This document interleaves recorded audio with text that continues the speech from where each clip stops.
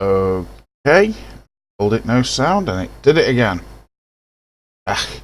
Greetings, Kerbal Killers. I see Mycillus is in chat. Shout out to Mycillus. Got a few shout outs to do for subscribers. Mycillus, of course.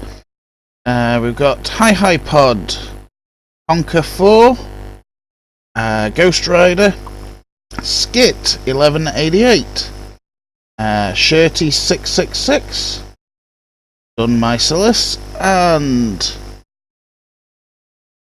Home Meat, I think that is. Any problems with the stream audio, give me a holler in chat and I will see if I can sort it out. So this is the first episode of Intermediate's Guide to Customising KSP. Basically, it's all the back-end stuff behind KSP, all the configs, and some of the more interesting things on how KSP actually works. Now, this is the Intermediate's Guide, so it's sort of mid-range.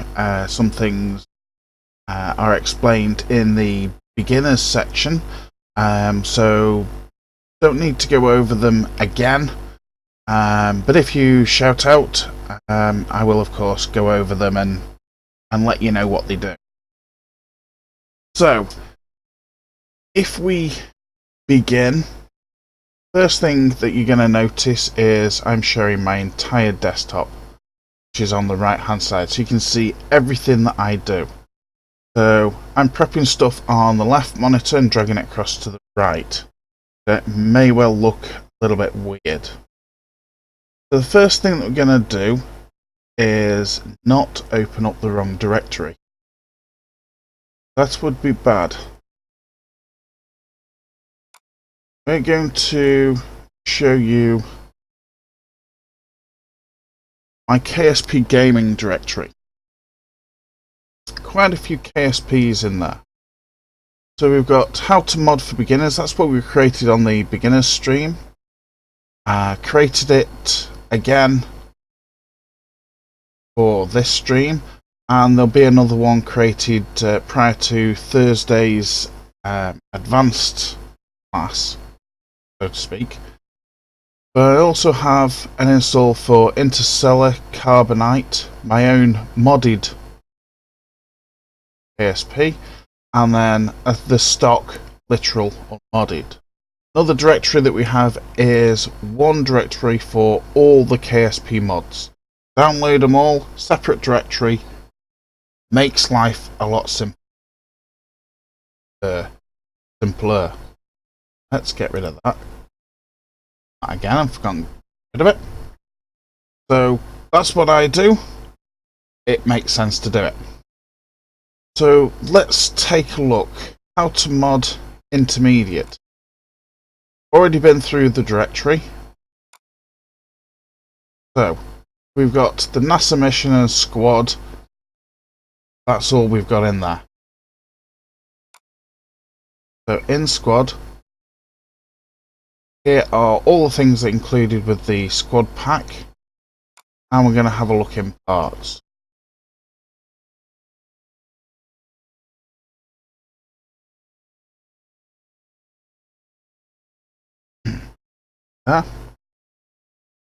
So what are we going to look at? Roll back up here. We're going to kick off with the engines. God love engines. They are probably one of the more complicated parts within KSP, or at least I think they are.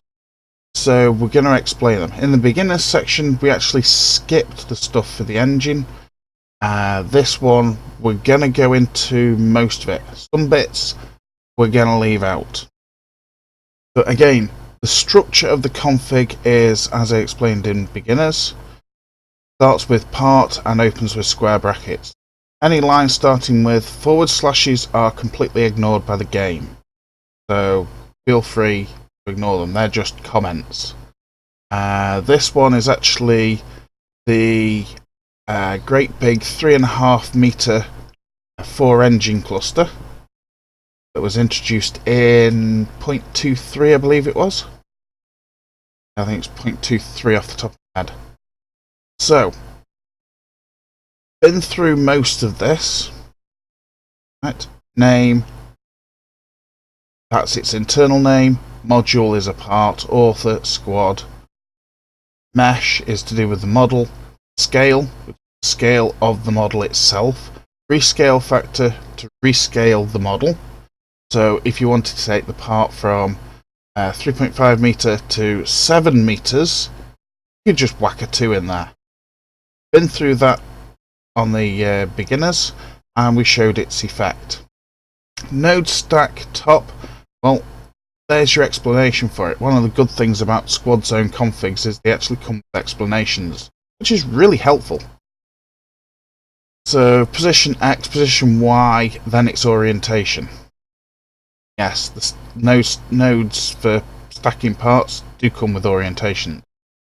Mass, etc. Pretty much self-explanatory, been through it on the beginners class. So we're going to skip everything else.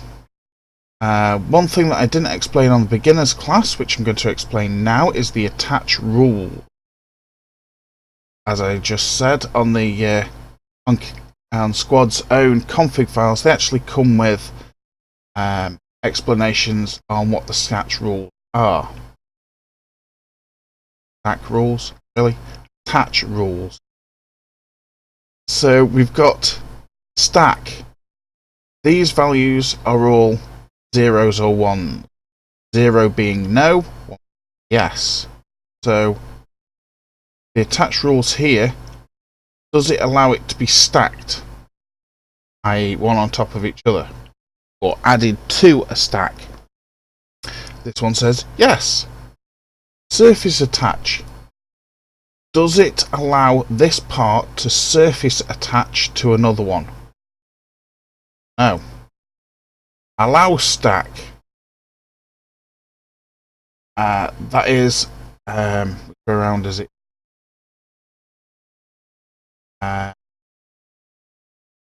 Yes. Does it allow the other parts to be added to it in a stack? Right way around. So again, yes or no. Allow surface attach. Does it allow other parts to surface attach to it? And then allow collision. That's always an interesting one. Now I believe for engines it's always turned off, and for other parts it's turned on. Not quite sure why that is. I would have thought that even engines would allow the collision for. So perhaps one of the devs could explain that one in a little bit more detail, because even the stuff that I've researched on it does not actually say why. But there we go. Now we come on to the really funky stuff of engine. So we've got a module being added onto the config called effects. Now when the engine is being used within the game itself, it has various states. So you've got it sat there, for example, on the launch pad not doing anything. You've got it throttle applied, it's got plenty of fuel, it's zooming somewhere, well hopefully zooming somewhere, etc, etc. So running closed, that is a state for running closed cycle, which rocket engines are, jet engines are not. The Rapier can switch between the two. So within that state, you've then got other sections, audio being one, right? And within this, channel, ship. When you look within the settings menu within KSP, you have various channels for the sound. Ship sounds, ambient, environment, etc, etc. Right? So that tells it which channel to use. Clip. that is a reference to KSP's internal sound library. So within the library itself, that will attach to basically a clip of audio, and it's as simple as that. Editing that library, haven't done it yet, haven't needed to be honest. Everything that I've found already comes with a not brilliant but reasonable sound clip. Volume gets kind of interesting. You notice here there's two values, both on the scale of 0 to 1. I can never remember off the top of my head which way around they are. I think it's this one. The first value is the distance from the engine itself. No, it's not. Not the right config.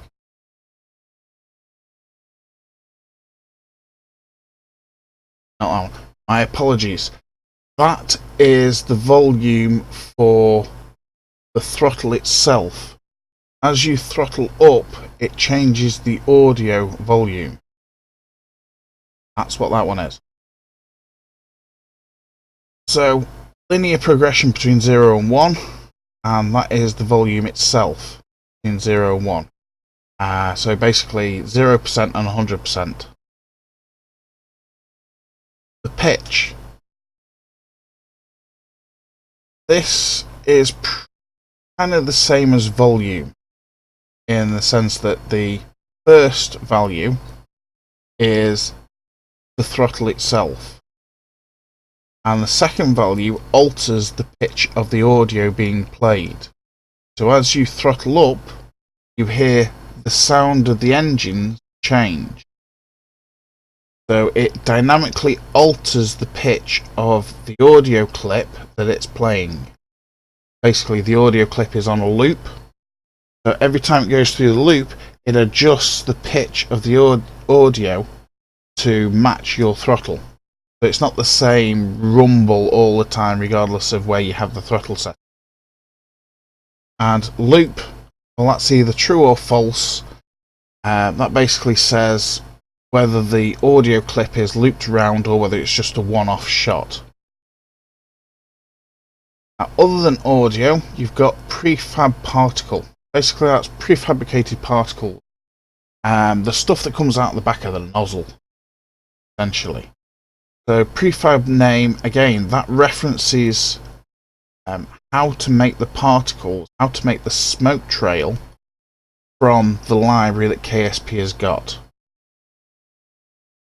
Transform name, basically that is a point that is given a name at the back of the engine.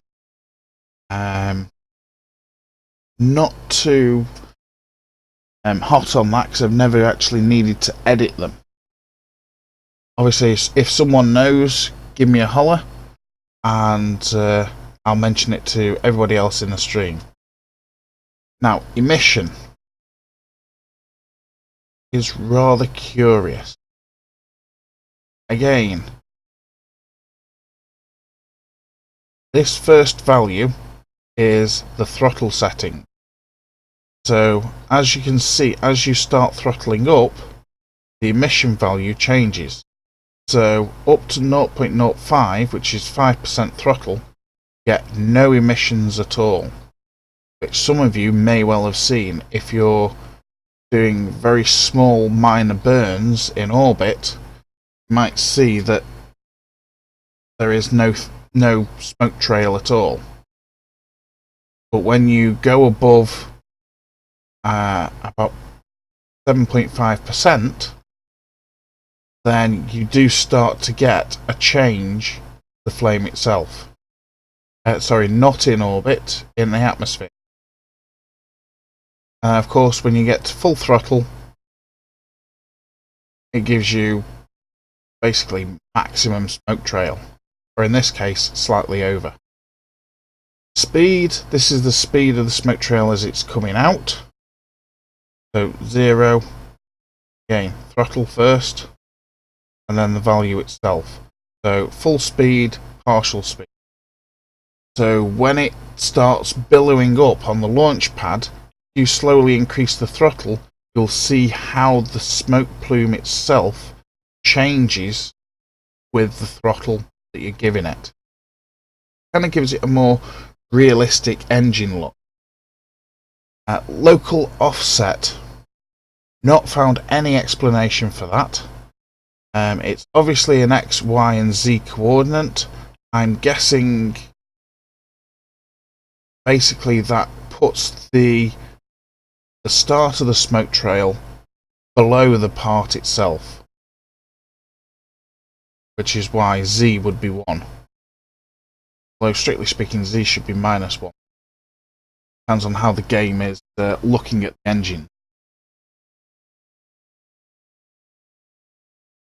Right. Next module is module multi-particle. Again, this is detailing how the smoke, how the flame itself is coming out the back of the engine. So on this one, it's referencing that file. Let's go find it.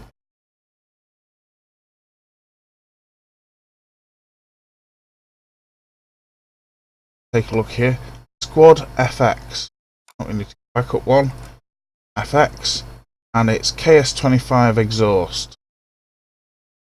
KS25 exhaust, that's that one. And it's an MU file.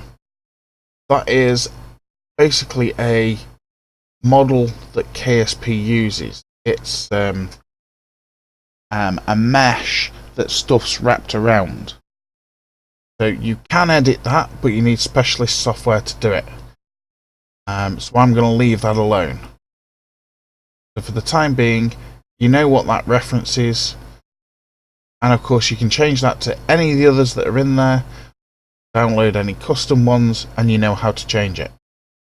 Transform name, thrust transform, that's sort of an internal module within KSP that basically elongates the model of whatever it is that's coming out the back of the engine. Emissions, again, same as above. And same goes with speed. Now we come back and we've got a different state, which is engage. When you first take the throttle from 0% and up, on a lot of the engines you get this sort of hissing, like a shh. That's what that is. That's where it comes from.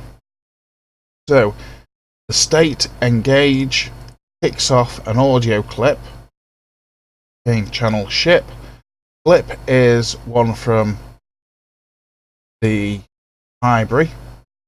Volume is 1, so maximum volume. Pitch is 2, so it makes it sound slightly squeakier. And loop is false, so it only gives you 1. Set it to loop equals true, it would get very annoying in about 5 seconds. Constantly going which if you wanted your rocket to sound like a train, that would probably be a good idea. So then we go to the next state, which is flame out. Right. Again, we've got some prefab particles here that are already inbuilt within KSP itself. Prefab name is FX exhaust sparks. Number 2. When a jet engine flames out, you see these sparks come out the back. And it goes boom, then the engine goes out. Like for example when it runs out of fuel or when it runs out of atmospheric air. Same goes for any of the rocket engines as well. So that's referencing a prefabricated method of creating the sparks, all the parameters for sparks. So it's going to reference that, and basically that's where it's going to start creating one shot, which is a little bit like loop, but in the sort of reverse. One shot is true or false, and one shot true or yes means it just does it once. If you set that to false, it would be constantly chucking sparks out the back, which could be interesting to see. Audio, well, as I've said, within the audio module, it creates this like poof, and that's what this does. Same parameters as we've seen and already explained. This clip is that one from the library.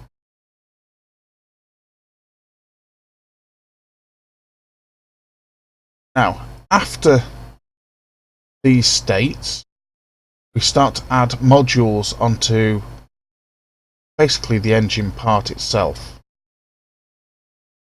So this is where some of the more interesting things happen to the engine from a technical point of view. So we start with module. The name is module Engines FX. Not straight away from the name of that, we know it's an FX module. But that's not all that it does. Engine ID, I have absolutely no idea what that does. I haven't been able to find any information. I believe it's referencing some tag within the model itself, but I'm not sure. If someone knows, give me a holler, I'll mention it to everyone else. Running effect name. Right, when the engine's on and in a normal state, right, that's the effect that it gives the engine. Well, it's above. Thrust vector transform name. This is a tag within the model itself. In this particular case, thrust vector is the gimballing on the engine. So it's referencing a tag that's within the model to do with moving the engine bell. So when you steer to the left, you see the engine bells move slightly. And that's what it's referencing. Always need to make sure that that is the correct one, because if you're referencing the wrong one, some very funky things can happen to your models. Engine exhaust damage.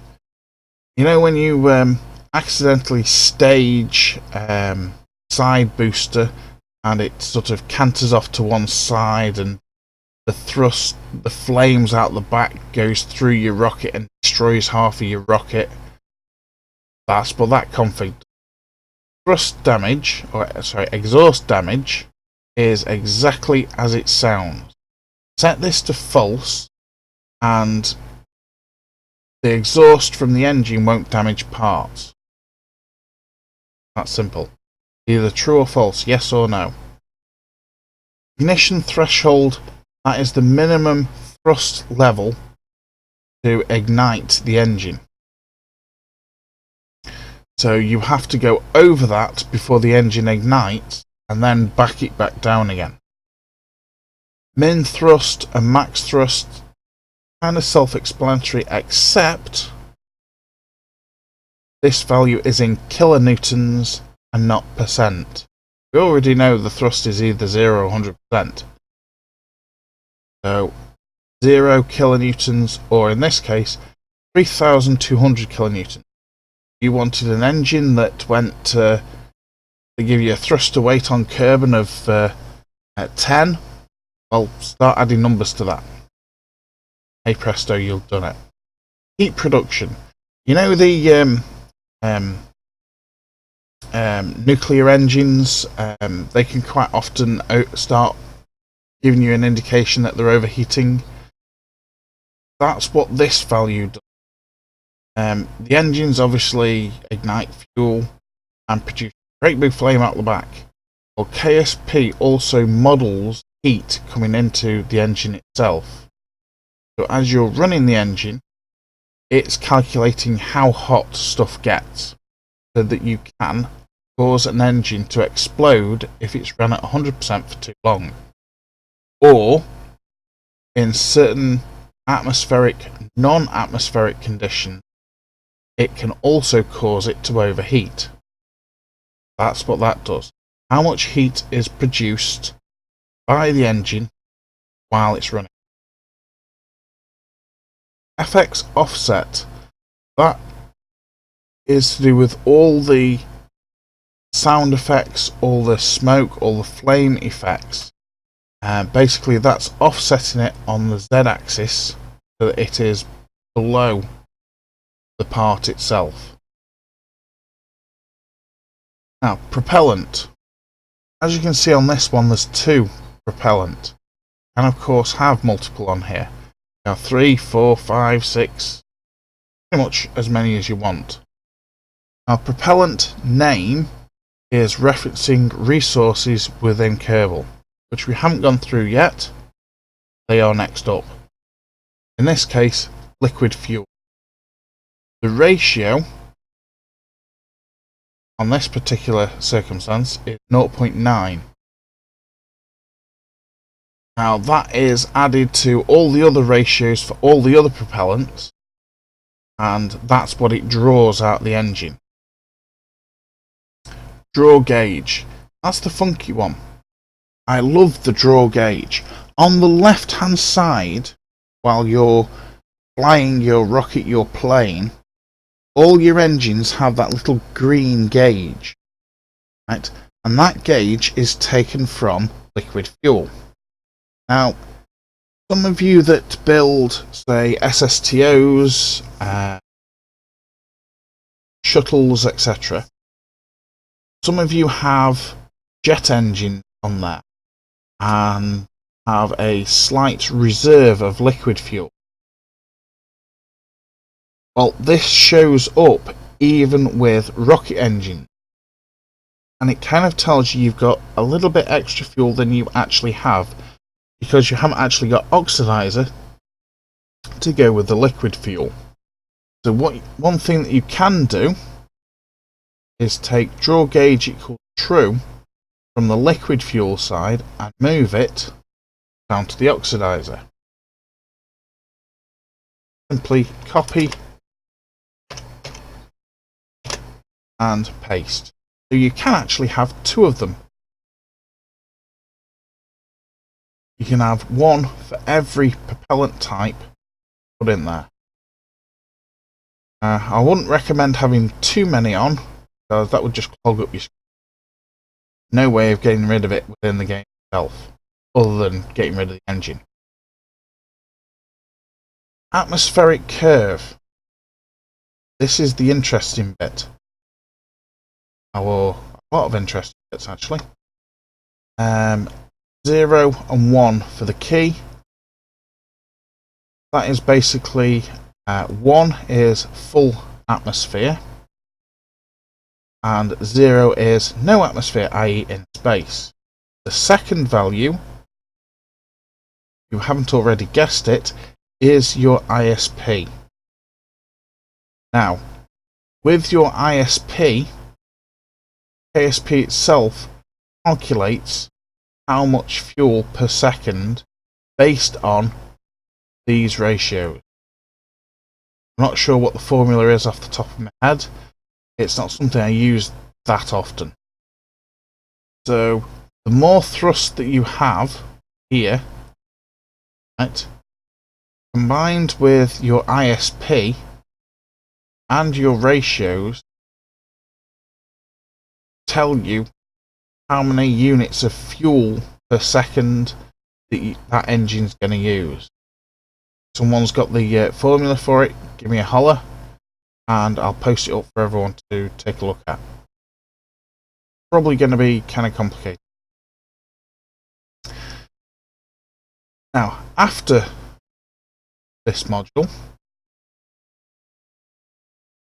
again, yet another module being added in.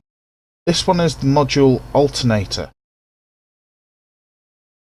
Most of the rockets and engines will generate power for you. That's what this section does. However, have a resource definition.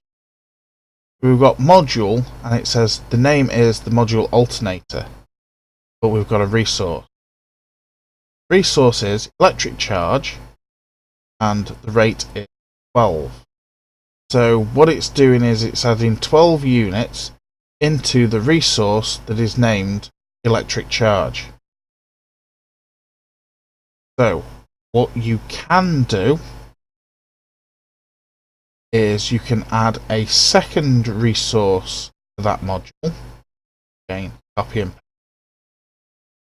and you can make the engine add other resources to ship or take it away, because rate equals can be a negative number. Yes, that means you can have a rocket engine that will generate its own fuel. Assuming you wanted to cheat. I wonder how many people have actually just gone and done that to their engine. Right, so after all the modules, we now have a definition for resource. Basically, it's saying that this part contains a resource.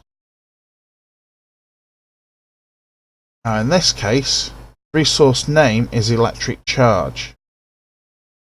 However, the amount and max amount set to 0. Is tweakable is false, which means it doesn't show up in the VAB or the SPH. Hide flow is true, so that it doesn't show up at all anywhere. Now, some of you may be asking, why define a resource if it contains nothing? Well, the answer to that is to do with how KSP draws resource. It's, how can I word? There's plenty of examples on how the resourcing draws from tanks and whatnot. It's almost the exact same with electric charge. I say almost. So what it does is it creates a local resource node for the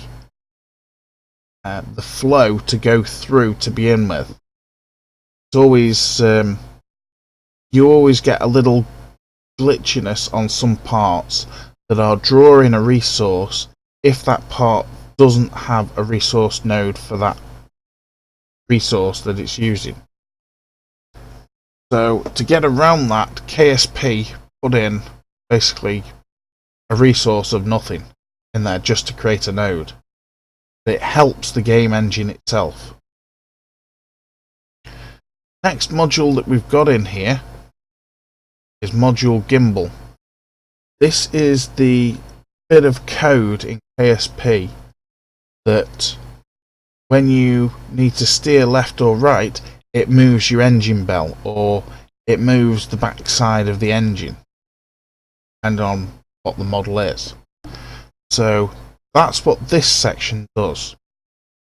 Gimbal transform name, we've seen that before further up. That is referencing a point within the engine model itself. So basically the point at which the bells themselves swivel.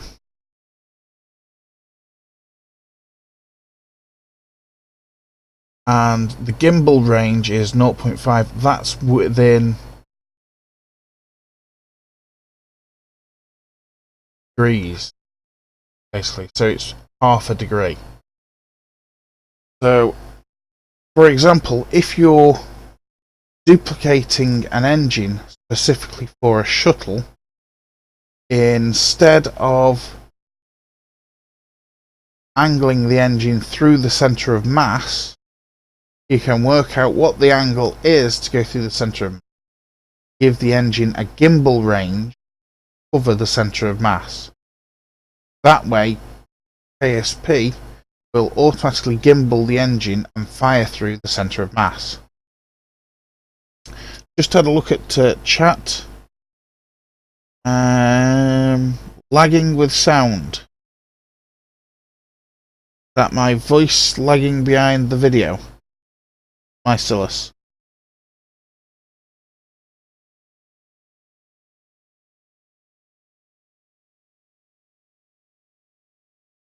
Yeah, it'll take 30 seconds for chat to catch up with me.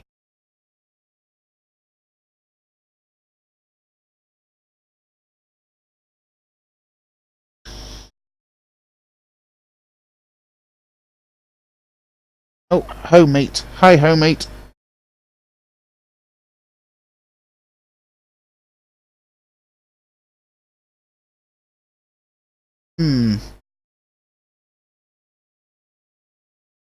Not had anyone else report a lagging problem. Let me know how it's going, my Silas.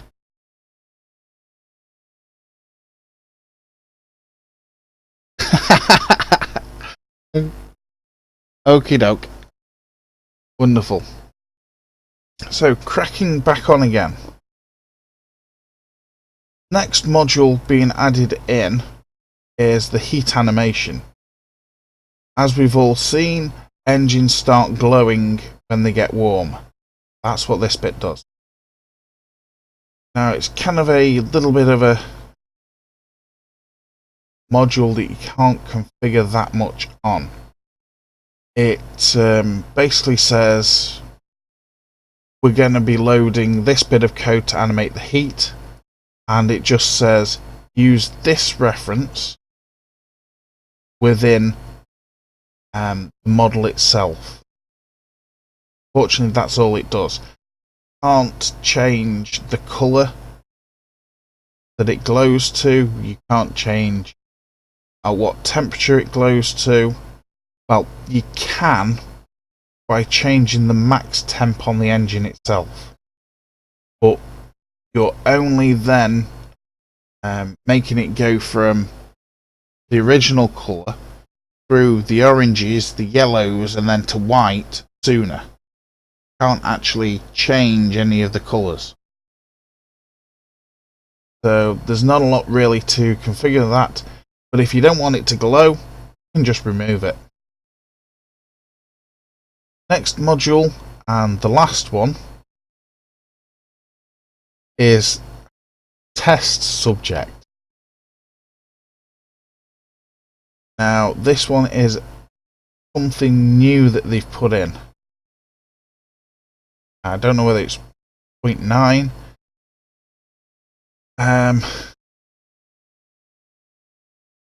Kind of limited information on it. So the only information that I've got is where can this engine be used. So environments is 15. This is a number that is derived from adding all of those numbers together. So SRF is, which is surface, 1. Can it be used in the ocean? 2. Can it be used in an atmosphere? 4. Can it be used in space? 8. I believe KSP is adding this stuff in to stop you from using jet engines and rocket engines underwater. That is the only use I could think of having that module in. Which kind of makes sense. I mean, I can make it so that I can use a jet engine on Mun by making a by retasking one of the fuel tanks to be an air intake tank, so that it holds air intake as a resource. And of course that then allows you to run the jet engine when there isn't actually any air intake. So I believe they're using this to stop people from using engines where they're not supposed to be. But you now know how to get around it.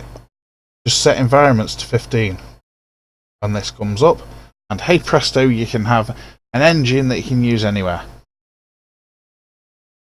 Job done. So that basically covers everything to do with the engine itself. So you can make a bigger one, more thrust, higher ISP, different resources being used, and the world's your oyster to do with engines. It's going to take a lot of tweaking to get exhaust trails right, hot rockets, etc. Has basically an add-on library, KSP's own, that you can then reference. Certain stock parts get Module Manager rewrites that section of code, that section of the config, sorry. So that's how sort of some of the... can't speak. Anyone got any fixodents so I can put my teeth back in? That's how the mods can change configs of existing parts. They use the module manager to overwrite the config being loaded into KSP, which is why if you look when you're starting up KSP, the module manager comes up and says so many patches applied. Each patch is a change to the part configs as they're being loaded or as they're in memory. You can of course use the module manager to write your own patches and unilaterally change config values, but that's more for later on in the advanced. So as I promised you, I'm going to have a look at the resources. Now in stock KSP, it's not located in there. Located in squad resource. Yes, that can get annoying. However, if you put a resource config file within that first resource directory, it will still load it. So, resource generic is what we're going to open. Again, text file, and it's all square brackets. So, resource definition. So we're going to define a resource. Name, liquid fuel. Density. This is KSP's own mass per unit of fuel. So I believe that's in tons. Unit cost. Well, those of you that have been playing KSP career mode,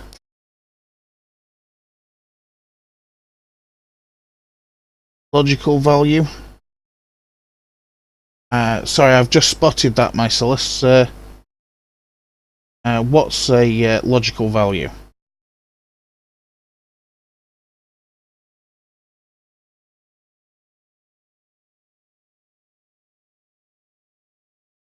Hang on for chat to catch up.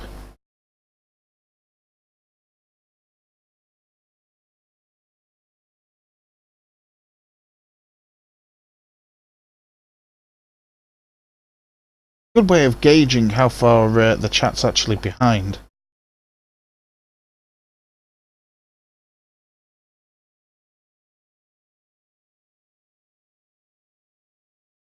I know from watching other people's live streams, as I do on a pretty much a regular basis, I know it's very funky when they've got the actual chat on the screen. Sat there, you type something in, hit enter, and you sat there waiting for it to come up on the screen. Are you still there, Mycellus? Oh, there he is. In part context, there was 15 value. Yep. Hang on, I'll go back to it.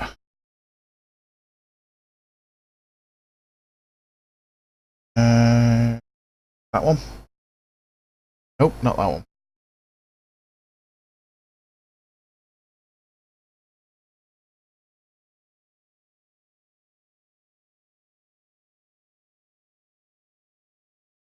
Right, just recapping on that section for the test subject. In the config itself that Squad has made, it gives you the options here.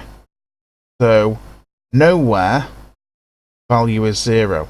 So if you don't want that part to be used anywhere within KSP, set the value to 0, which is what everything starts off at. Now if you want the want it to be used on the surface of a planet, then you add a 1 to it. If you want it to be used within the ocean, water, add a 2 to it. So if you want it to be used on the surface and in the ocean, the value that you'd put in there is 3. If you also want it to be used in the atmosphere, then you add 4 to that value. So, for example, if you wanted it to be used on the surface, in the ocean, and the atmosphere, the value that you put in is 1 plus 2 plus 4. So, value of 7. If you then wanted it to be used in space as well, you would add an 8 to it. So, likewise, if you wanted it to be used everywhere except the ocean, you could then take the 15 to be used everywhere, then take 2 off, give it a value of 13. And then you would not be able to use it in the ocean. That makes sense.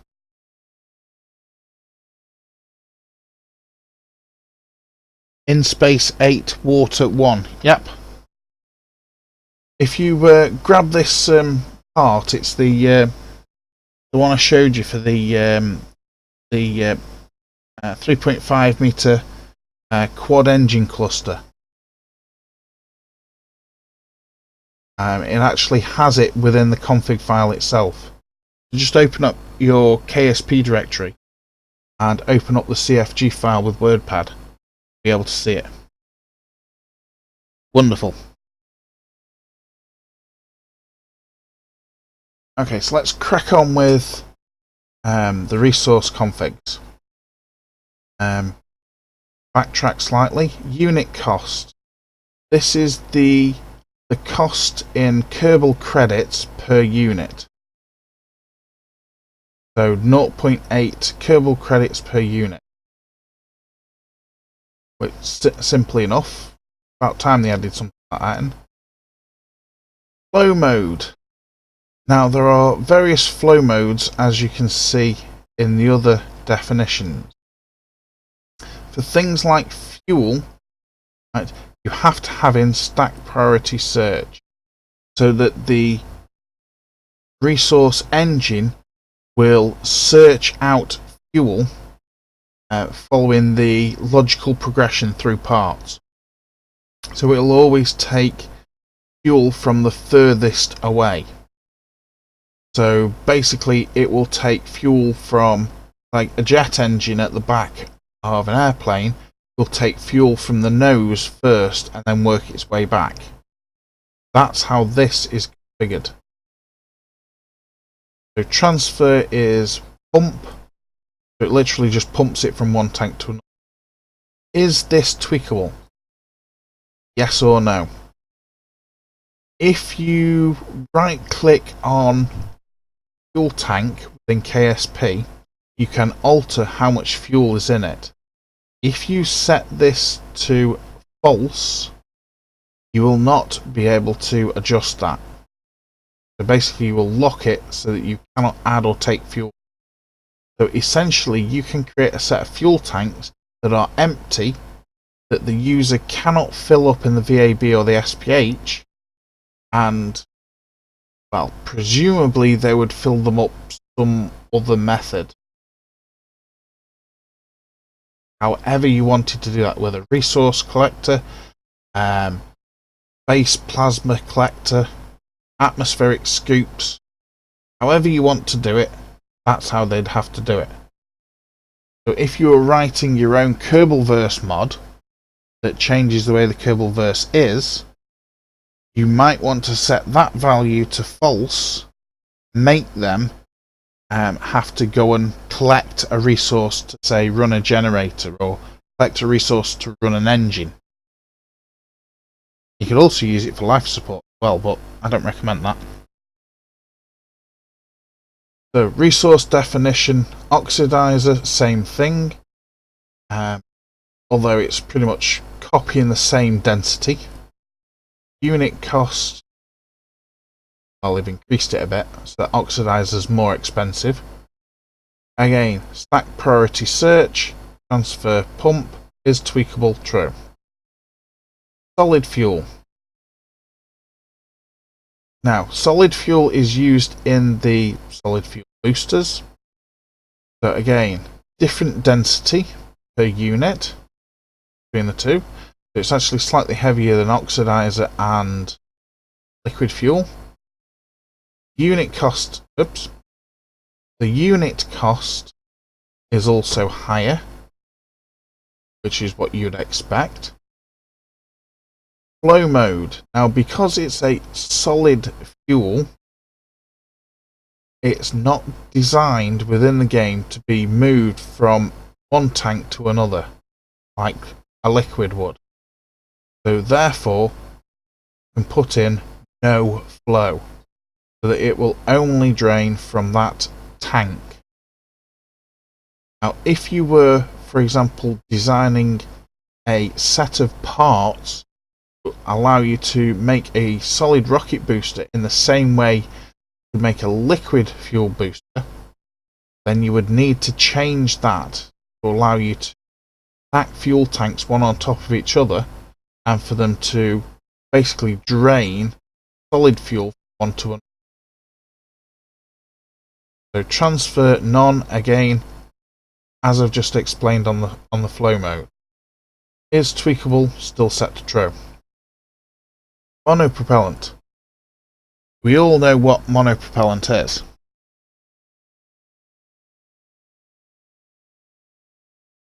Where do you find them? The easiest answer is to look through the configs that are already there. But there is, I can't remember where it is off the top of my head. Do a search in Google for Kerbal Space Program part configs, I think it is. I don't know if the guide has actually been updated, but some of the resource values that I'm explaining here are also in there. Hopefully someone's updated it. It's what can't think of his name now.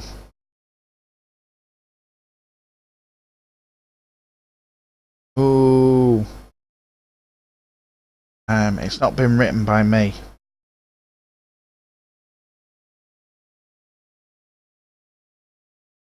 Should know this. Should know the guy that wrote config.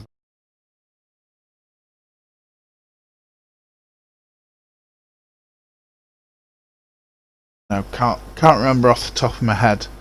If you do a search for it, it should tell you who it is that wrote it. But again, when I looked at it for KSP 2.3.5 about 7-8 months ago, the values that were in there were seemingly for 0.22. So I don't know if there's been any changes from 0.2 to 0.23.5, but there was no updates in that time zone.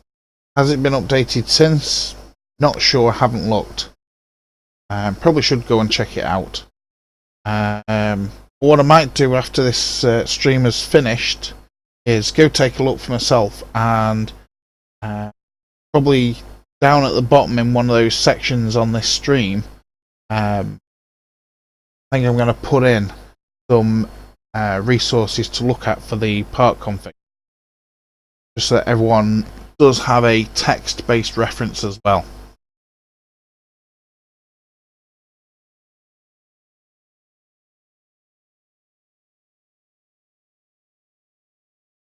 Does that answer your question, Mycellus? If you've got the link already, post it in chat. Oh, wait, hang on. Let me change Nightbot. Oh, heck.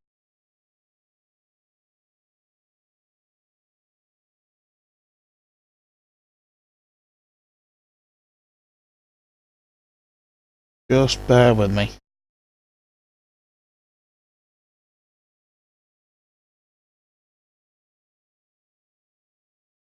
There we go.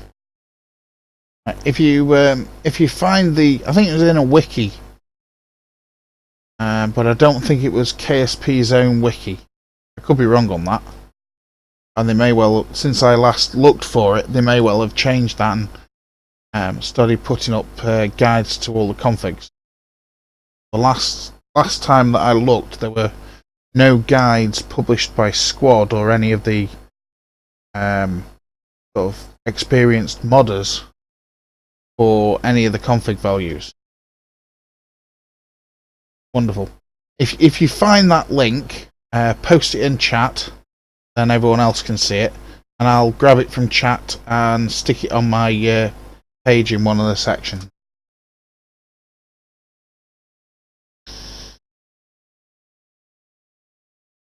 Right, so flow mode again, monopropellant, stage priority flow, transfer is pump, and it is tweakable. Same goes for xenon gas. Now, electric charge has no density and no unit cost. New flow mode, which is all vessel.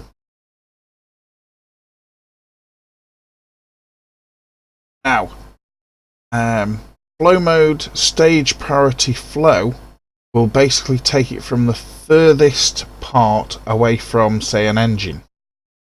However, flow mode of all vessel will deplete all sources at the same time in basically an equal number of units. So, for example, if you have a battery at the front of your ship that is 100 units charge, and a battery at the back which is 500 units charge, when, say, a light depletes 200 units, it'll take 100 out the front and 100 out the back. Now, given that the electric charge has no mass, right, that will not affect how your ship is.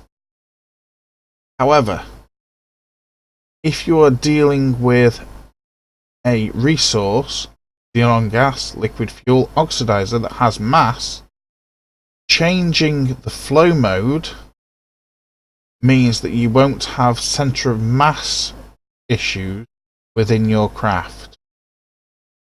So yes, you can cheat and change your own config value, KSP, which, to be perfectly honest, right, if you look at modern commercial airliners, they actually pump fuel around tanks automatically for you.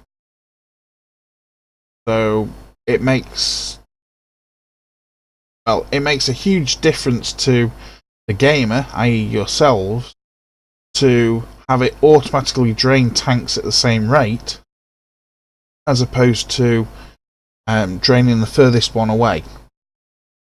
So some people may want to take the all vessel value and replace it, replace the stack priority search for oxidizer and liquid fuel.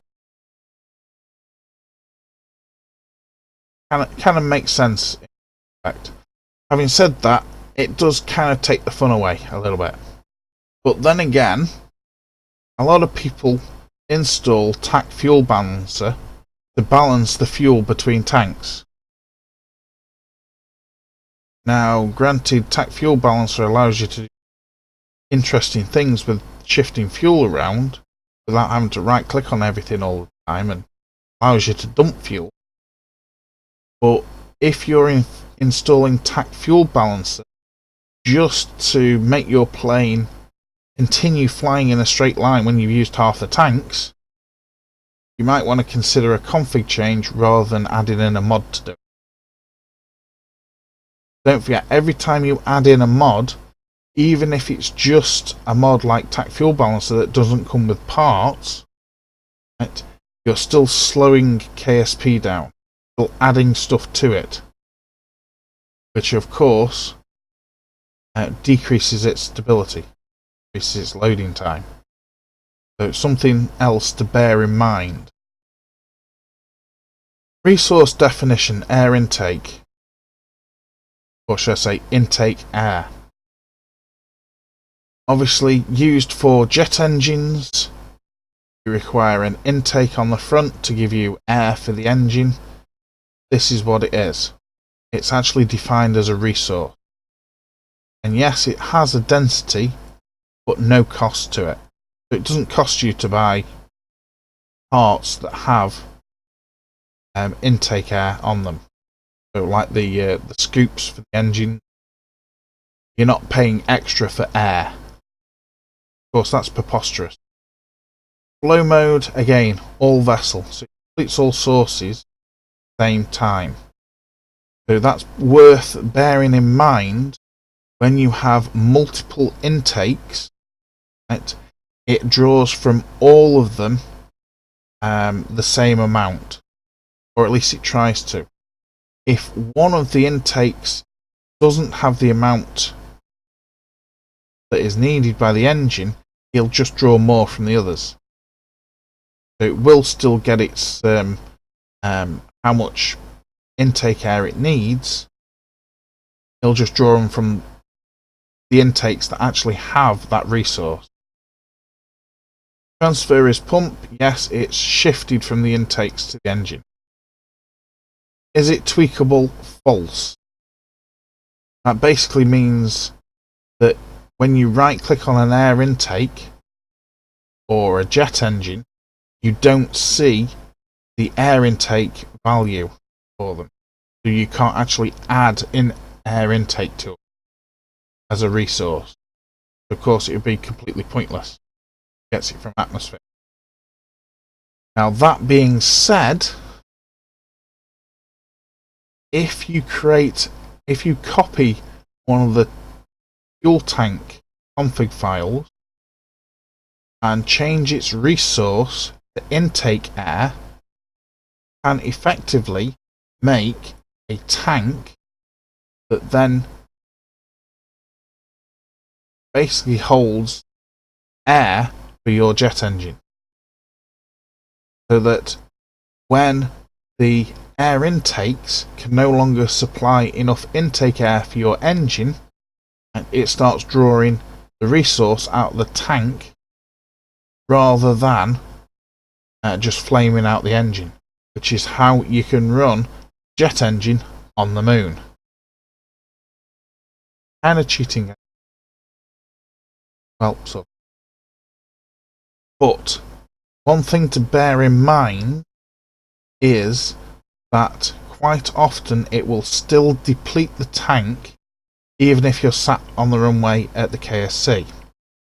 Now, if you used a fuel balancer, you can make it pump air intake from an air intake into the air intake tank wherever possible, so that while you're flying in atmosphere, you can actually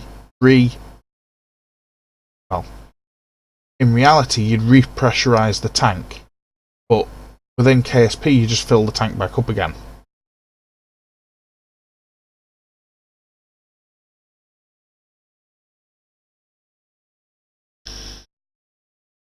Oh, my Silas has posted the link and it's been deleted. So, did I not say? Oh, oops, my bad. I didn't save the changes to Nightbot. Try that again for me, assuming it hasn't given you a timeout. Or just send me a PM on Twitch.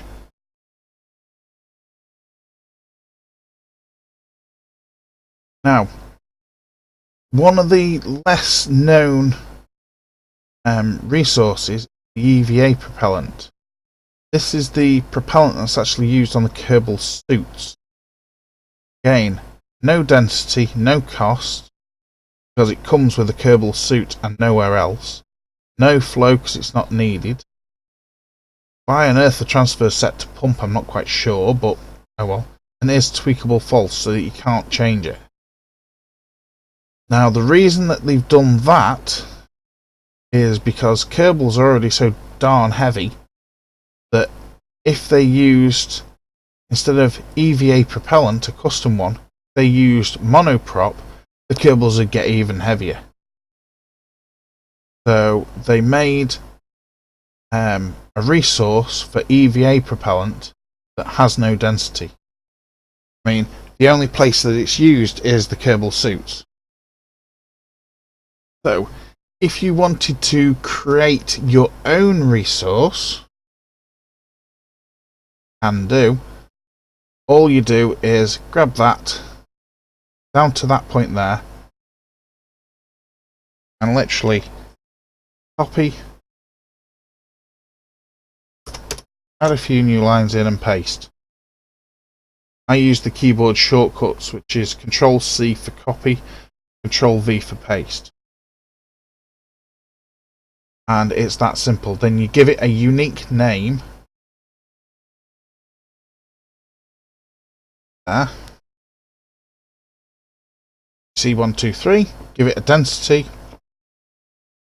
Unit cost if you're planning to use it for career mode. And set the flow mode up whichever way you wanted to. Set the transfer up, which I don't think any of them are actually set to none. Oh, there we go. Solid fuel set to none.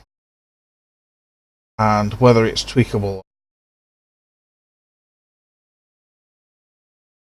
Now, one thing to bear in mind is if you're intending to install mods like Interstellar, etc., or TAC Life Support, do not give your own custom resource the same name as one that already exists. Otherwise, it can cause a few interesting problems. Now, what a lot of people do, a lot of the mod developers, is they use yet another mod. Well, kind of a mod. Go take a look.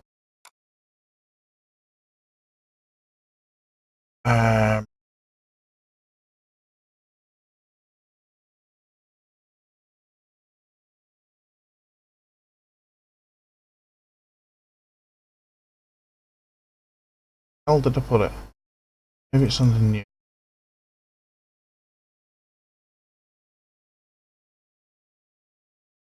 Nope.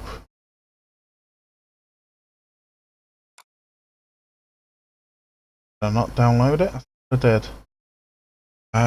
Okay. Is there a mod that will have it in? Yes, Interstellar have it, I think.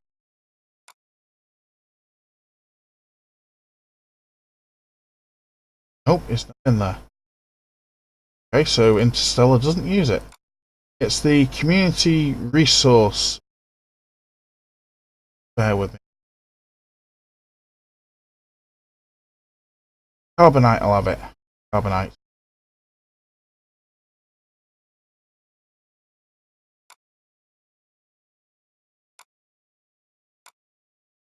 Right. The community resource pack has a lot of already defined, commonly used resources. So if you download the community resource pack mod, go into its directory, you'll have these. Common resources is the exact same format as what we've just seen. So it has actinites, alumina, aluminum, ammonia, antimatter. You might recognise some of these from like Interstellar and whatnot. Argon gas, biomass, carbon dioxide, in, well, TAC Life Support for one. Charged particles. I think it's in reactors. Chemicals, not quite sure where that's used. Depleted uranium, that's interstellar, I believe. Deuterium, used in interstellar. Enriched uranium, interstellar. Exotic matter, interstellar, I think. Food, life support. Hydrogen peroxide, interstellar. Might be wrong on that. Helium-3, I think that's interstellar as well. Hydrogen, hydrates. Now, intake ATM is kind of a weird one. It's never actually worked out why some of the mods would have a separate resource for them. There's got to be a reason, I just haven't found it yet. But you've also got definitions for carbonite,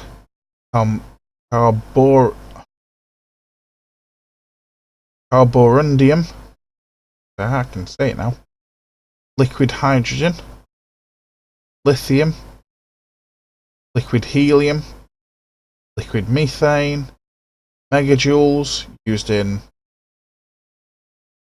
interstellar, metals, minerals, ores, so on and so forth.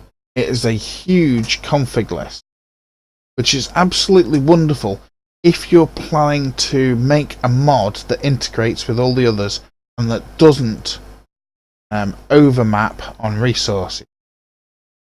However, there is a slight...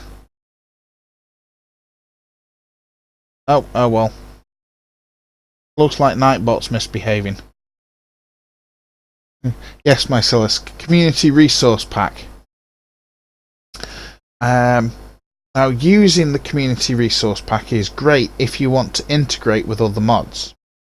However, some mods, like for example, I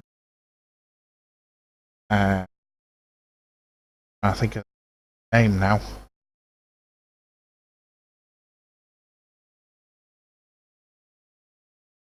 Some of the mods that give you tanks and whatnot and parts, within their configs, they actually look for the definition of certain resources, like carbonite. If it finds these resources, it allows you then, it allows KSP to load the config for that part. So the part then shows up in your resources. The problem is, if you use the Community Resource Pack, not only is it defining resources you're probably not using, thereby taking up slightly more memory and taking a bit longer to load, etc., but also mods, add-on mods, right, will then load parts for resources that you can't use because you haven't got the mod to provide that resource. So sometimes having the Community Resource Pack added onto KSP is a good idea. Sometimes it's really bad and it can really clog up KSP, which is one of the things that we're going to be looking at within the next few weeks. Basically, how to strip out anything from KSP that you are not using, right, that you will never use, so that it reduces the amount of memory that KSP takes up, and thus reduces the number of times it's going to crash. And of course it speeds it up as well. A good example of this is parts that you will never use. Now, some people don't use the engine pylon. Well, let's go ahead and delete them. That's a model and texture and config you're not using, that you'll probably never use. So just delete it. Get rid of it out of the KSP directory. It's that simple. And you speed up KSP loading time, speed up how many frames per second it can run at, and you reduce the amount of memory that you use. Which means you can then take a more useful part from another mod that you like and load it into KSP, and you've still got the same memory usage, still got the same speed. Again, that is one of the most important things to get across to people, is you can whack mods on, whack them in till KSP starts keeling over, and then just remove a couple till it behaves itself. Or you can chuck a mod in and then get rid of the stuff that you're not actually using. Then chuck the next one in, clean up after it. Chuck the next one in, clean up after it. You will end up with a KSP install that will not only run faster, but will also be way more stable.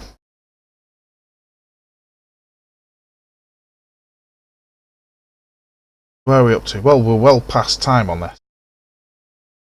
So, is there any questions that anyone in chat wants to ask me? Anything at all? We're well past time here, but oh well.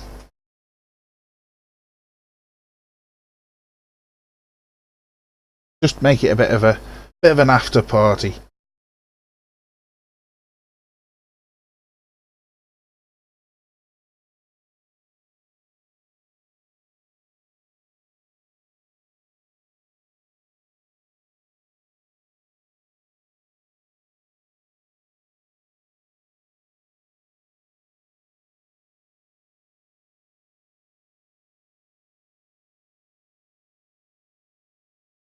While I'm waiting for questions to pop up in chat, my KSP 0.90 that I'm in the process of modifying, which reminds me, I've got some pictures that some of you might like to...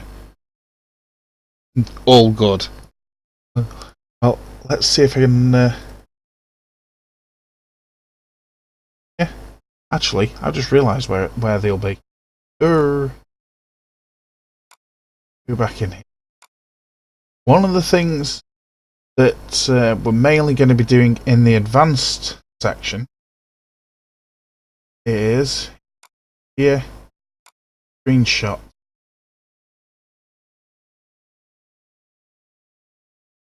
Some of you will recognise this. Screen, please. No! Wrong monitor! Did I tell you to open it up on that monitor? Stupid. Seriously, anyway, some of you might recognise this. Ignore Kerbal Alarm Clock. Right. This window here is ScanSat window. See. However, in my modded KSP install, I've also got Regolith installed. And I have defined custom resources, and with the use of Regolith configs, I have allocated those resources in biome. So this one here is the altimetry map of the Mun, and I've created my own resource called heavy metal, and I've actually assigned it so that it is mineable within the twin craters on the Mun.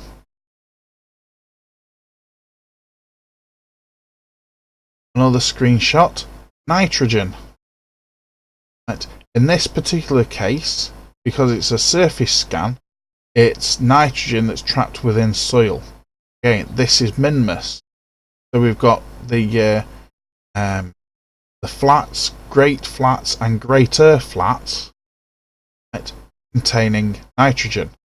Some people have commented over since 0.2, I think it was, when was it before when minmus was actually introduced, that those flat lakes may be frozen water or something like that. But within frozen water, you can also get nitrogen. and that's what I've done here. I've made regolith, configured regolith custom config to give nitrogen within those biomes. Another example here, again, Minmus. Really can't quite see that properly, but water. Resource water is already defined from TAC life support. Something else they've got on here. So I've just configured regolith to make water be in the flats.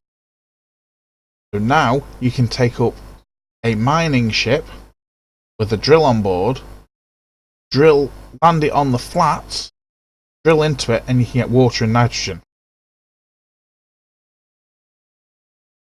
Or at least that's where I'm up to with configuring it. Which is why I'm going through all the resource stuff in the intermediate level. This is another screen cap of the Mun. Here, the polar crater actually has plutonium 238. Now, most people won't know what plutonium comes from. Those that like to use the PB nukes, the radiothermal generators, right, it actually says in the description that it uses plutonium 238. Well, I personally think the RTG is basically cheating. Something that small, that light, generating power, kind of not realistic. For my install, I've deleted it. Gotten rid of that config. However, I took one of the generators out of Interstellar, right, and configured it to use the plutonium 238 resource to generate power, as if it was basically a more portable version of a nuclear reactor. And hey presto, here I've configured it so that plutonium 238 can be found in minute quantities on the Mun, so it can be mined. Again, something that I'm going to be going over in the advanced section, because it is quite complicated to use regolith. Once you get the hang of it, it's simple and straightforward. Got a lot of quirks to it. And the last time, well, recently, I've searched for the API documentation for regolith, and the document that I found was quite old and wasn't a brilliant amount of help.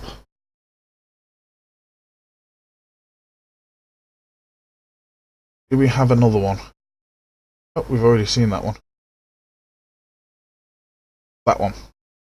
There we go. Here is an altimetry map of Eve. Right. Again, custom resource called Explodium. And why not? I can give them any name that I want. Right. It just so happens the reason that I got the name Explodium is because I was looking at the biomes for the planets, right, and spotted Explodium C. And you know,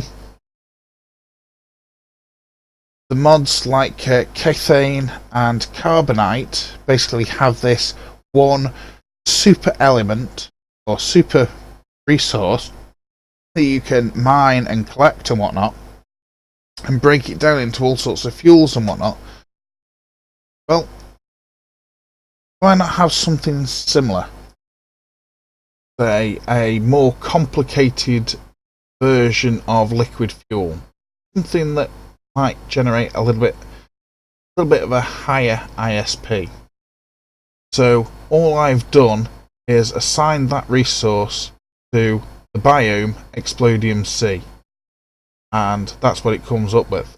And the different colours on here indicate the different concentrate amounts. So you've got the dark red ones, which contains a relatively high amount, and light red contains a smaller amount. And one thing that you can do within regolith, which I don't actually have a screen cap for, is that you can actually make the amount vary within the biome itself. So you can have little pockets within a biome rather than the entire biome full. That's some of the more complicated stuff, and it takes a hell of a long time to test it.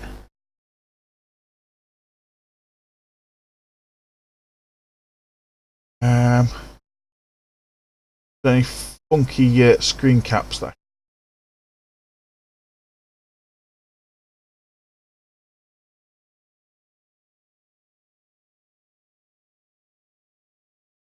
There are a couple of really weird ones. That's the 1,000-ton rocket that I streamed over the weekend being launched. Slight staging mishap. Kind of always, if there's a mishap going to happen, if a launch goes perfectly, you can almost guarantee there'll be a staging mishap. So I was sat there, met Jeb already running, doing the autopilot ascent, and I'd already switched to hit F3 to get rid of the GUI, and I was sat there waiting for it to stage. And of course it staged, and I spotted straight away as all the outer fuel tank started twisting to one side, and it's like, yeah, that's going to cause a problem. Started whacking the screen cap key. Sure enough, that's one of them. That's probably one of the most spectacular screen caps I've ever taken. My personal opinion. Just you've got parts flying all over the place. You've got a great big boom underneath it, right round the back of it. It looks like it's just about to envelop the entire ship. Yes, that's the 10,000-ton ship that I launched.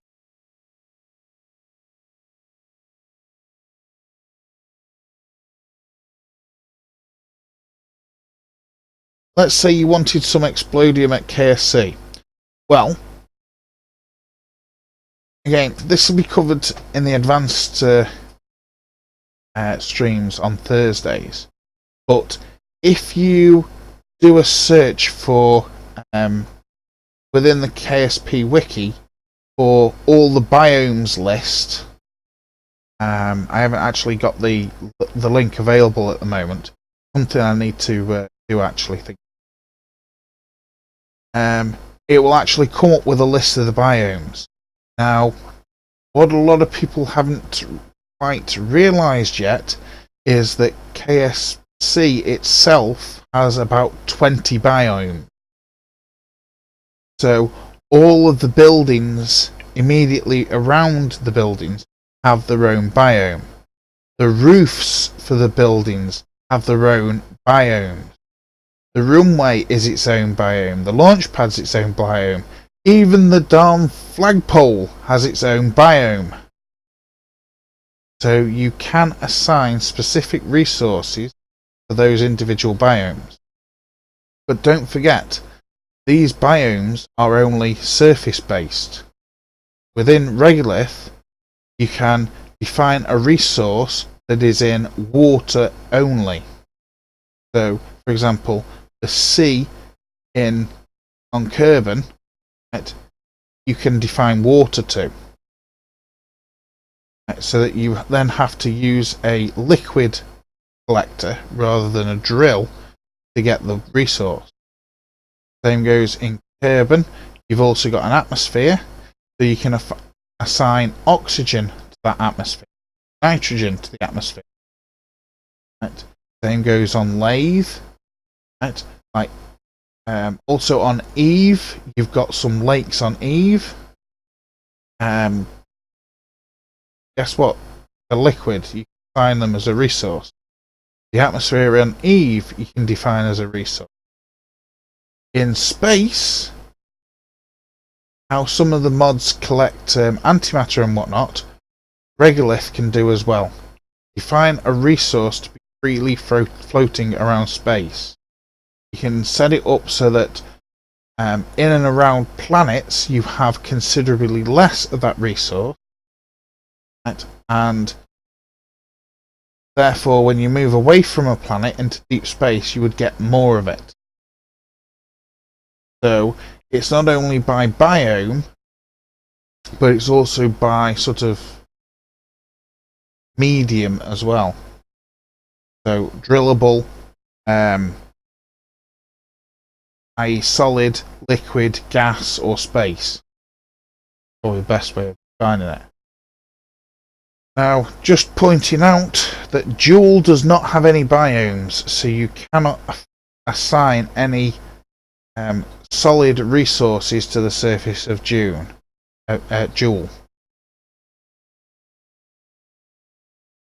But it does have an atmosphere.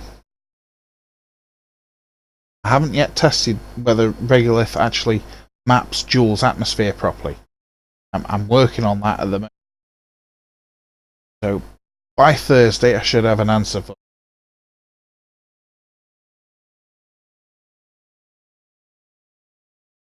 So yes, Mycilus, you can have whatever resource you want wherever you want it. But it is defined by biome and not by a specific location. Anyone that's ever used the open resource system, where it used a literal image file so that you could use splodges on the image file to define where the resource was, can't do that with Regolith. But you can make patches still within the config. Again, it's something that go through on the advanced guide, because it's the same sort of syntax as what we've already been through. It's just it's not quite as intuitive, put it that way. Oh, and also, while I think about it, don't forget that you can also assign multiple resources per biome. So if you really wanted to, Mycilus, you could actually assign liquid fuel, oxidizer, monoprop to be in the KSC biome all at the same time. So you can mine all three of them at the same time. Or likewise, you could assign an air scoop to collect whatever atmosphere, and you can assign the resources to be in the atmosphere. So it'll collect all three while it's shooting through the atmosphere at round Kerbin. So effectively, a jet engine could refill its tanks while it's flying around Kerbin. Obviously, the higher that you go, the thinner the atmosphere gets. Regolith then reduces the amount that you're actually going to get. But having said that, you usually fly faster the higher you go, so you get through more atmosphere. So it'd probably more or less balance itself out. How's that for an answer? And that sort of stuff we'll be going through. What are we going to do next week? Deleting parts, pretty much simple. It'll take 30 seconds to cover that. We touched upon optimizing KSP. The next episode is pretty much we're going to jump straight into that. Same goes for reading the config files, because that kind of backs onto it. If you've got a load of rubbish coming up in the config file, if you've got a load of rubbish coming up in the log file, then that is an indication that KSP is being slowed down by something that's happening within the config. So need to go through that and sort of explain how to find problems, how to then trace them from the log file into the configs, and then resolve that issue. Not all the problems are simple and straightforward. So the next episode, and maybe the one after that, will be basically along the lines of optimizing KSP. And I know some of the people that are going to be watching this are going to be like, yes, big engines. That's why I thought I'd cover that one. So optimize KSP, make it run faster. Multiple ways of doing it. The motto of all three series is quite simple. It's your KSP, your rules. You configure it the way you want it to. What can I say? It's that simple. Good answer. I like that. So, any questions from anyone? Obviously, we've been going for an hour and a half.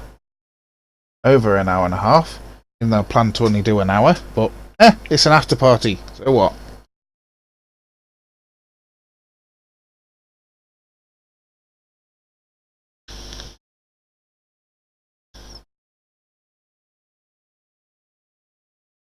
Something else while I'm waiting for any more questions, any comments from chat. My YouTube channel has a lot of KSP videos on, and one of the reasons that I'm doing a hell of a lot of work with ScanSat and Regolith is because I want to pick up on a video series that I started back in July. KSP, Life, Universe and everything. Did 2 episodes and 2 behind the scenes looks. I want to pick that back up again, but because of now an advancement with mods, etc. Basically I want to sort of twist that series, make it a little bit more interesting and funky. Quite a few twists and plots going on within the storyline. Anyone that follows Bob Fitch, as I do, his storyline within KSP, again, I take inspiration from him because he has completely rewritten his entire parts catalogue, and he only imports things that he actually uses. So he just doesn't chuck mods in, he selectively installs mods. Something we're going to look at as well.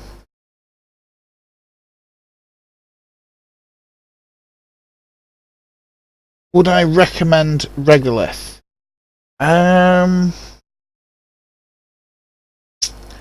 Yes, no, sort of. Regolith itself, as Rover Dude quite often says, people, it's only the framework. So you need to put in a hell of a lot of time and effort to configure it to work properly. Well, not properly, but to work the way that you want it. So things like Carbonite use Regolith, but the Carbonite mod itself actually configures Regolith to work and create all the resources. Create resources in biomes and whatnot. So if you're asking me, would I use the open resource system versus Regolith, then I'd use Regolith. But if you're asking me whether you should use Kethane, Carbonite or just Regolith, then it all comes back to basically you and saying how much time do you want to basically spend writing configs, rewriting configs, and basically putting your own parts in to do it. If you just want to whack a mod in and go play it, then Kethane or Carbonite. But if you want to have it customized, tailored for how you like to play, what you want to do with KSP, then the only one, well, you can do it with Carbonite, right? Because Carbonite uses Regolith, but Regolith is the back end mod to sorting out all the resources and assigning them to biomes, making ScanSat see them.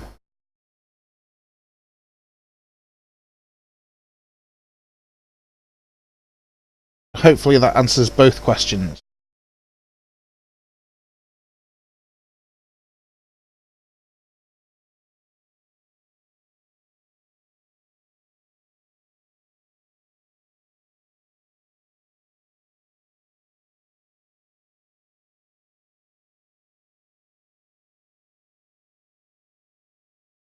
If you got any questions, just chuck them up.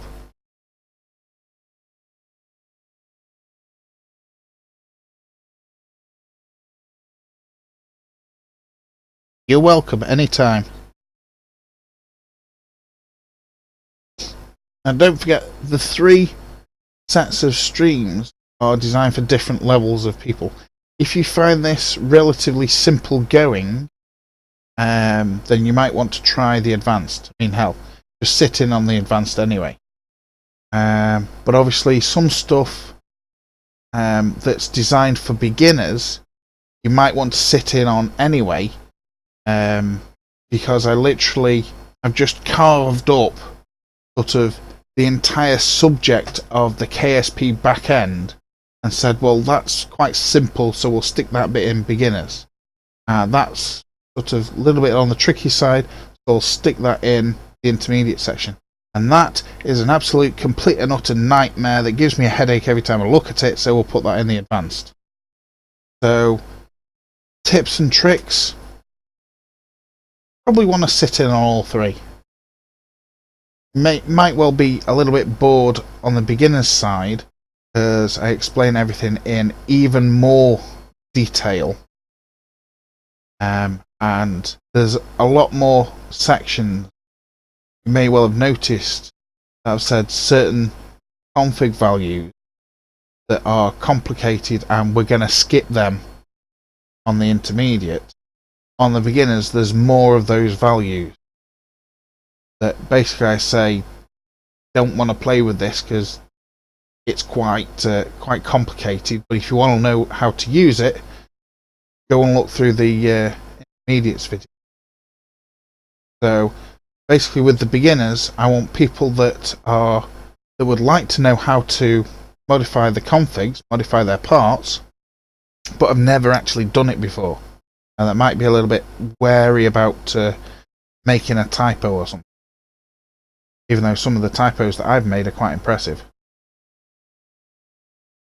So jump in anyway. It's always good to see people there. Any more questions from stream chat? We're well into the after party here.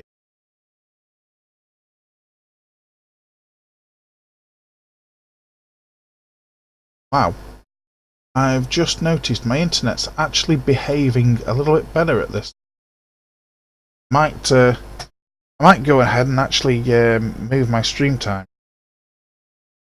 Oh, I'll see how the beginners one does tomorrow night.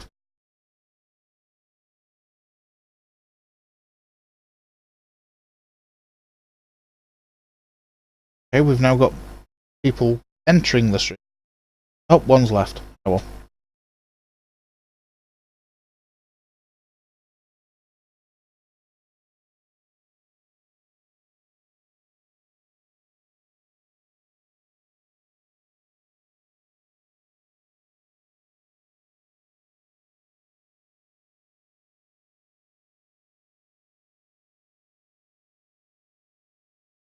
Well, if everyone's happy on the questions in chat, then I'm going to end the stream here. Because once you get to, well, almost 2 hours, I kind of need to go and grab a coffee and other things. They're not something that you can continue doing for. There are some people who stream for 4, 5, 6. Oh, again, they're probably used to it.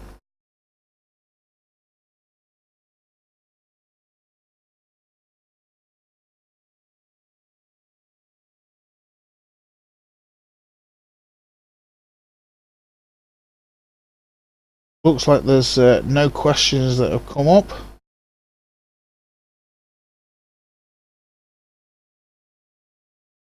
If you've got any suggestions, feel free to drop me a message on Twitch. Check out my YouTube channel, which is Warrior69. Any constructive criticism, feel free to make it. Suggestions, feel free. As always.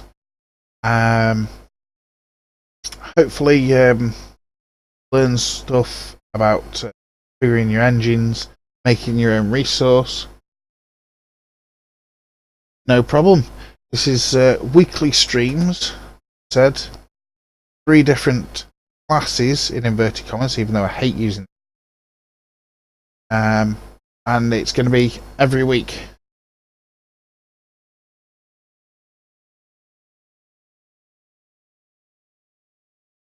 Feel free to tell anyone else if you see them asking about part configs and whatnot. Give them a prod and say, come on over.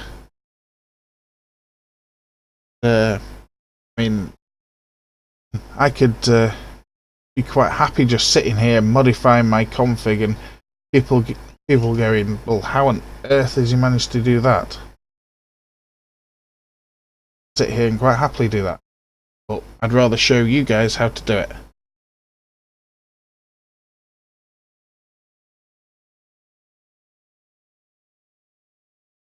Sound lags. Might have a look at the encoding within OBS. Probably ask some of the other streamers as well, see what their settings are. Anybody else reporting laggy sound? I know Homeat said the sound was good. Started the stream. I assume that was good for you all the way through. It could just be my internet.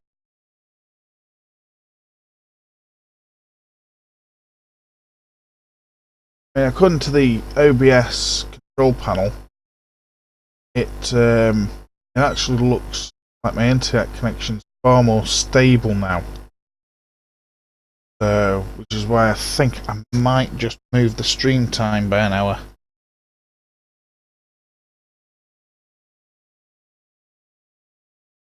I'll see what it does sort of for the rest of the week, and if I have to move it, then I'll have to move.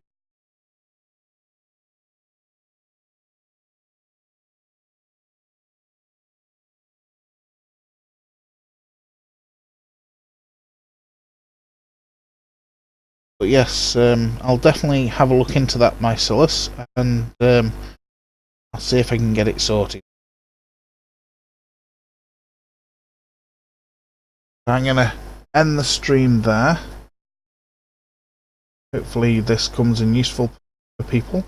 And of course Twitch will be saving this stream. I'm sure there'll be plenty of people watching the recording of it. Time progress. I'm CW. Remember, it's your KSP, your rule. Bye for now.